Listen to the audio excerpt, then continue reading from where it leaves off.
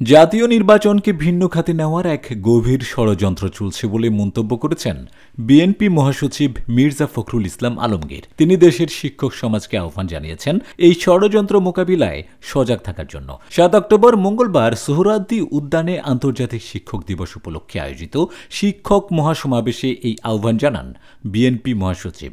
মির্জা ফখরুল বলেন, বন্ধুগণ, আজকে আমাদের সামনে একটা মহান পরীক্ষা এসছে, মহাপরীক্ষা।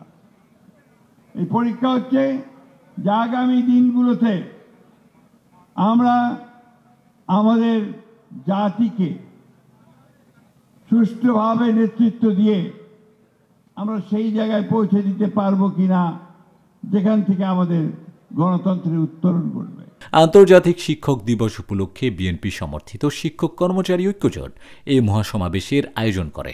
বৈষম্যহীন শিক্ষা ব্যবস্থা, শিক্ষকদের অবসর বয়স ৬৫ বছর করা, নন এমপিও শিক্ষা প্রতিষ্ঠান এমপিওভুক্ত করা এবং শিক্ষক কর্মচারীদের চাকরি জাতীয়করণের দাবিতে এই সমাবেশ অনুষ্ঠিত হয়। শিক্ষকদের এসব দাবি বিএনপির ৩১ দফা কর্মসূচিতে অন্তর্ভুক্ত আছে উল্লেখ করে মির্জা ফখরুল বলেন, বন্ধুগণ, এই নেতৃত্বের হাতকে আমাদেরকে শক্তিশালী করতে হবে।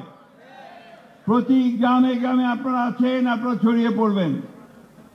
আমাদের লক্ষ্য একটি, যে বাংলাদেশকে আমরা সত্যিকার অর্থে আমাদের দলের প্রতিষ্ঠাতা, স্বাধীনতার ঘোষক শহীদ প্রেসিডেন্ট জিয়া রহমান সাহেব যে স্বপ্ন দেখে স্বাধীনতার ঘোষণা করেছিলেন, নেত্রী দেশনেত্রী বেগম খালেদা জিয়া যে জাতিকে একটা উদীয়মান ব্যাঘ্র হিসেবে পরিণত করতে চেয়েছিলেন, তারই যোগ্য উত্তরসূরি আমাদের এখন আশার প্রদীপ।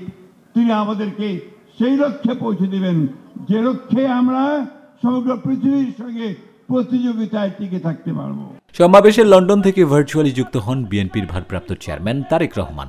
রাষ্ট্র এবং রাজনৈতিক সংস্কার কিংবা নাগরিক উন্নয়নে আমরা যত উদ্যোগ গ্রহণ করি না কেন, শিক্ষা ব্যবস্থাপনা আধুনিকায়ন এবং শিক্ষকদের আর্থসামাজিক নিরাপত্তা সম্মান যদি আমরা নিশ্চিত করতে না পারি, তাহলে অবশ্যই আমরা যে লক্ষ্যকে সামনে রেখে এগিয়ে যাচ্ছি সেটিতে আমাদের কাঙ্ক্ষিত সুফল মিলবে না।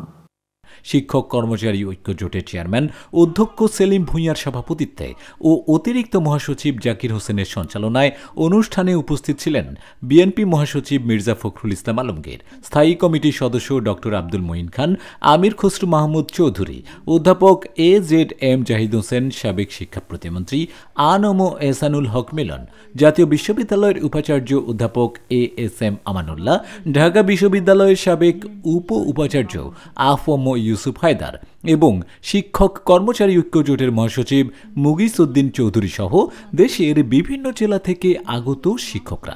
এছাড়া উপস্থিত ছিলেন বিএনপি চেয়ারপারসনের উপদেষ্টা কাউন্সিলের সদস্য আব্দুস সালাম, আফরোজা বেগম রীতা ও কেন্দ্রীয় নেতারা।